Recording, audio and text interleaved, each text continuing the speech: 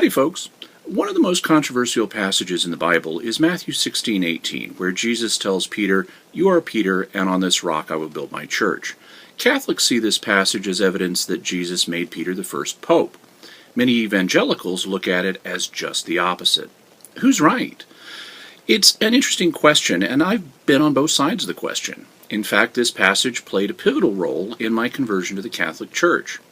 You may think you've heard all the arguments about whether Peter's the rock, but I'm going to show you the one that convinced me, and you probably haven't heard it anywhere else. A common claim in Protestant apologetics is that in Matthew 16:18, Jesus is actually contrasting St. Peter with the rock on which he will build his church. The argument is based on the fact that the Greek word for Peter is Petros, while the word used for rock here is Petra.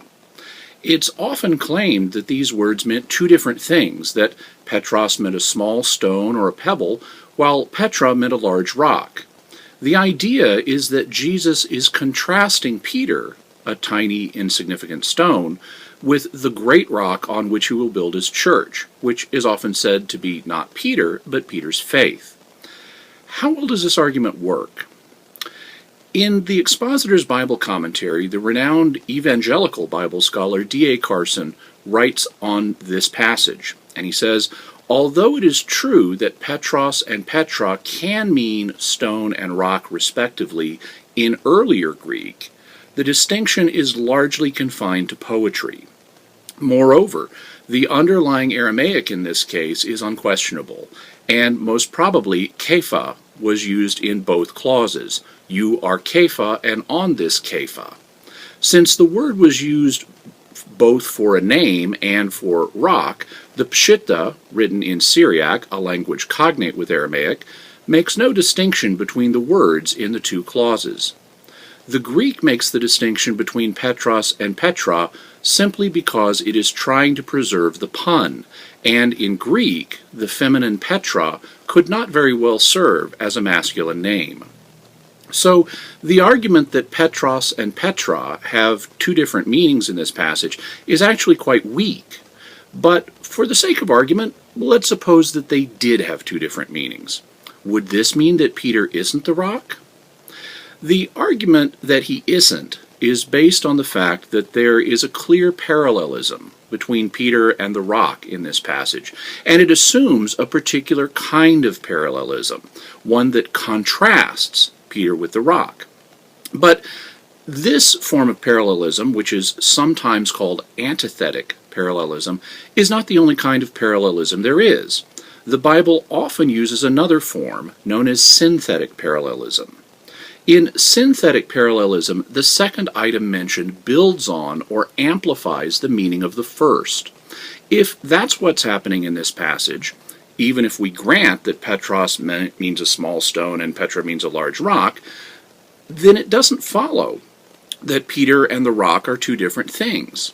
Instead, Jesus would be saying something like, "Although you may seem to be a small stone, Peter, on the large rock that you really are, I will build my church." In this case, Petra, or large rock, would bring out the actual significance of the small stone that Peter appears to be. But there are other, even more decisive arguments, and you don't have to speak Greek or Aramaic to understand them. A key moment in my own conversion occurred one day when I was reading a book and it had an extended quotation from Matthew 16. I suddenly realized that there was a structural feature in the text that pointed to Peter being the rock. Soon afterwards, I noticed additional features that indicated the same thing. I realized that these were far stronger indicators than the arguments I'd previously taken for granted regarding the alleged difference in meaning between Petros and Petra, and I had to change my view. Here's what I discovered. If we back up a few verses, we find Jesus asking the disciples a question. Now, when Jesus came into the district of Caesarea Philippi, he said to his disciples, "Who do men say that the Son of Man is?" And they said, "Some say John the Baptist, others say Elijah, and others Jeremiah or one of the prophets." He said to them, "But who do you say that I am?" Simon Peter replied, "You are the Christ, the Son of the living God." That's the correct answer, and in response, Jesus said three things to Peter. And Jesus answered him, "Blessed are you, Simon Bar-Jonah, for flesh and blood did not reveal this to you, but my Father who is in heaven. And I tell you, you are Peter, and on this rock I will build my church, and the gates of Hades will not prevail against it. I will give you the keys to the kingdom of heaven, and whatever you bind on earth shall be bound in heaven, and whatever you loose on earth shall be loosed in heaven." What I noticed was that there are structural features in Jesus' three statements to Peter that indicate he's the rock. One thing I noticed is that the statements immediately before and after the "You are Peter" passage are both blessings. First, Jesus says, "Blessed are you, Simon Bar-Jonah." That's clearly a blessing. Then he says, "You are Peter." And finally he says, "I will give you the keys to the kingdom of heaven." That's also clearly a blessing. So, "You are Peter" is sandwiched between two blessings. The passage unambiguously stresses the blessedness of St. Peter. That argues against the idea that Jesus is belittling Peter in this passage. It would be like Jesus saying, "Blessed are you, Simon Bar-Jonah, you insignificant pebble. Here are the keys to the kingdom of God." I also noticed that each of Jesus' three statements to St. Peter has a two-part explanation attached to it.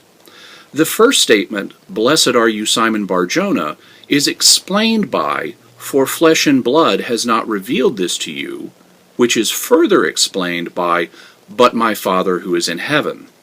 These are why Peter is blessed. He didn't learn of Jesus' identity from man. It was revealed to him by the Father.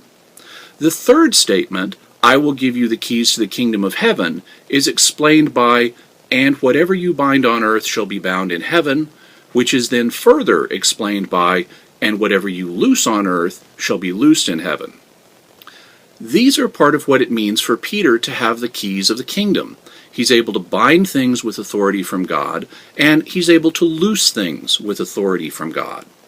So when it turns out that the second, or middle statement, also has the same structure, then we need to read it the same way.